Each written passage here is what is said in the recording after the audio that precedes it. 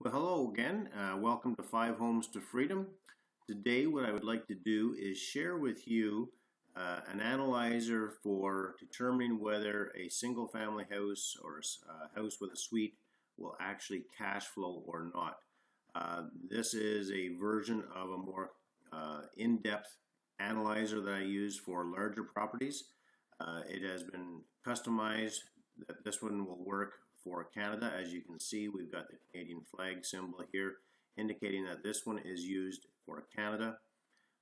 There is another version of this exact same program being created for the American students. And the biggest difference between the two analyzers is how the mortgages are actually calculated.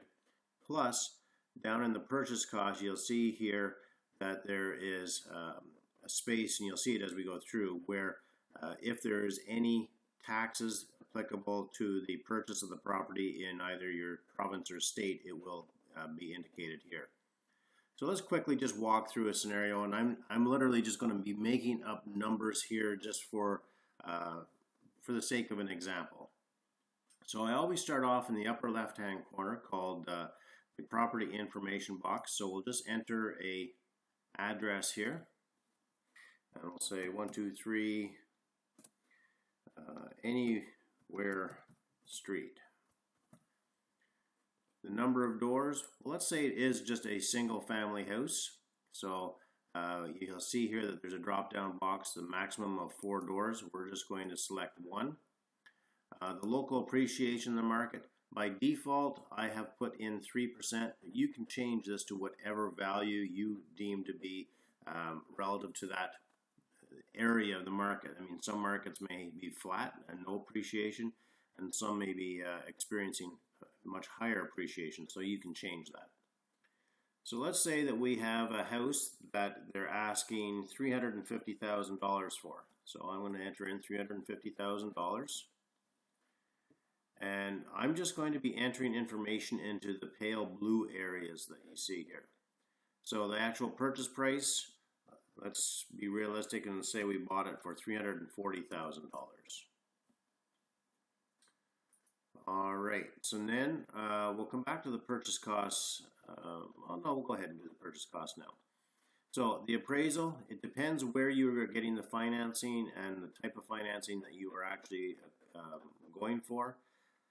99% of the times when you're purchasing a property, especially if it's done conventionally, the appraisal is going to be built into the costs that the lenders will incur. So you can put 0 for that. Legal fees. How much are you going to be paying your lawyer in order to acquire this property? It can be anywhere between $1,500 and $2,000. So let's put in $1,800 for this example. Financing fees, again, if you're doing it conventionally through any of the big banks or most of the mortgage brokers, as long as it is a conventional style financing, there will be no finance fees attached to it. However, if you do need to use private money, that's where the financing fees will come in. Then we'll go down to the inspection costs. Depending on location, depends on the inspectors that you get. The area that I'm in, the inspection fees around $400. Now, it's prompting, does sales tax apply? Well, yes, sales tax does apply in my area, so I'm going to change that to $450 with sales tax. Then repairs and improvements. Is there anything that needs to be done to that property immediately? I don't know. Let's say that there's nothing that we want to do to it immediately. What province are we in? So I'm operating out of the province of Ontario, so I'll scroll down here. Now, there's 2 different areas within Ontario because there's land transfer tax all across Ontario, but then there's land transfer tax inside Toronto in addition to the regular provincial tax. So I'm going to say that one. So it calculates the land transfer tax for me automatically. Is HST applicable? Well, it's a used residential property, so no is the default, so we leave that as no. All right, so our purchase cost for this property is $5,825 at this point in time. Now, if we were to rent this house, or we're buying it as a rental, what is the current rent coming in? For a single family house in our area, in that price point, we're probably looking at $1,500. Can we get any income from the parking? Not likely. Laundry? No. So that's it. That's all we've got. And then we give ourselves a 5% vacancy. 5% vacancy doesn't even cover 1 month's rent. So in this particular case, we may want to bump that up to, the equivalent of 1 month's rent. So we can just play with that until we get the right number. Probably around 9%. Oh, maybe 8%. There we go. We'll go with 8%. Okay, now we take a look at the expenses that we have coming in. So, sorry, notice here that it shows the monthly income and it calculates the annual for us. So over the course of a year, we should be collecting $18,000 if it's 100% occupied. However, if we do have a 1 month vacancy, we're going to be looking at $16,560. Then we have our property taxes. Property of this nature is probably going to be about $3,500. Insurance is going to be maybe $1,200. Water and sewer depends on the municipality that you're in. It is going to be in this particular market. It's about $70 a month, so that's $840. The heat and gas expense we will download to the tenant. Same thing with the electricity. Let's not put any maintenance in right now, but it is something that you do want to be aware of. Management, if you're going to hire somebody to manage the property, you're probably looking at about an 8%. I'm going to say that I'm going to manage this property myself. So I'm not going to pay myself. I'm going to put 0% in just to see what the numbers look like. All right, so our total expenses are way out of whack because I used annual instead of monthly. So, get my calculator here. I messed that one up. Divide by 12. So that's 200. I'm going to say $292 here. And that's going to be $100. And this is going to be $70. Sorry about that. All right, so our total expenses now are $5,544 just for the property taxes, insurance, and the water sewer. All right, so now let's take a look at the financing. We're going to do conventional financing, and we're going to go at 80% loan to value. So it will calculate the mortgage for us automatically based upon the purchase price. So 80% of the $340,000 purchase price works out to $272,000. It is principal and interest. That is the more conventional financing. Amortization, this is the time period, the length of the entire mortgage.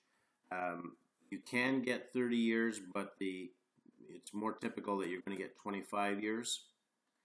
The interest rate today that we're looking at is probably around 2.5% for a residential mortgage. Are we going to have mortgage insurance? In this particular case, we don't need it. Don't need to worry about the refinancing charges or anything like that. So, scroll back up here a little bit. That has calculated a monthly payment of $1,218. And when you do it monthly, you've got your net operating income of $918 or $11,000. That net operating income is our effective gross income less our expenses. So that's just over $11,000. Our debt service is $14,000. So you see that we've got a negative cash flow position because we aren't collecting enough rent to justify the price of that home. Now let's just go back up here for a second. It's the same home, but instead of one door, it's got two doors in there. So it's got a suite. And the upstairs unit is renting out at $1,200, and the downstairs unit is renting out at $1,000. So now we've got, sorry, 1,200 and 1,000, so $2,200 a month, we'll say. So our effective gross income has jumped up to $24,288. None of our expenses that we have to pay have changed at all. Our net operating income has gone up dramatically though to $18,744. Now we're in a positive cash flow position of over $4,000, which is $344 a month. So you can see how this can help you determine cash flow profitability of a property depending upon the expenses, depending upon the purchase price, depending upon the incomes that you're collecting, depending upon the interest rate that you're paying. Let's just show, for example, if we were able to negotiate a better deal and get it at 2.25%, how is that going to change our cash flow when I hit enter? So it's going to go from $4,122 up to $4,526. So a very slight change in the interest rate can have a great impact on your profitability as well. Another way of, if we can go from 25 years up to say 30 years, if the bank will allow us to do that, how does that improve our cash flow down here? It can go from $4,500 now up to $6,200. So it improves the cash flow. So this allows you to play around and see the different effects of interest rates, income, expenses, purchase price, as well as the total purchase cost as well. Now, it will also give you some key indicators down here in the right hand corner. So a cash on cash return. So we have invested total cash of $73,825. That is the 20% down plus our closing costs. So we've invested that amount of money and we are receiving $6,285 annually. So that works out to a 9% return. When we calculate in the principal pay down, so every month our mortgage gets paid down a little bit, then you get a return of 17%. If you factor in both of these plus a 3% appreciation, you're now at 31%. So what happens if we're in a market where we have a 5% appreciation? Well, that jumps up to 40% return now. So you can see how it's all, it's a very interactive spreadsheet, and it can show you the different scenarios and the effects of each scenario. It also shows you what the average profit is per door. We have 2 doors in this particular case, so that is twice that, so $520, actually it's $524, isn't it? The debt coverage ratio is 1.5. That means that the income that you have coming in is 1.5 times greater than the expenses going out, and the banks like that. Banks like to see it to be around 1.2 minimum. And if you do nothing but just carry this property as it's laid out here in the spreadsheet, in just under 12 years, 11.7 years actually, you will have collected enough money from your cash flow, $6,285, to pay back the total cash that you've invested. At that point in time, moving forward, the property is still going to be generating over $6,000, but you've got all your money back out of it. It's now an infinite return. So this is just a quick snapshot of the single family home analyzer and how it can be used and used to your benefit and play with it. I suggest that you download the analyzer, get comfortable with it, just start playing with it and throw different scenarios in for your market, and that'll tell you whether the single family homes in your market will actually cash flow or not. It'll also really highlight why single family homes are very difficult to cash flow compared to a single family homes with a suited unit. All right, enjoy, and we'll see you in the next lesson.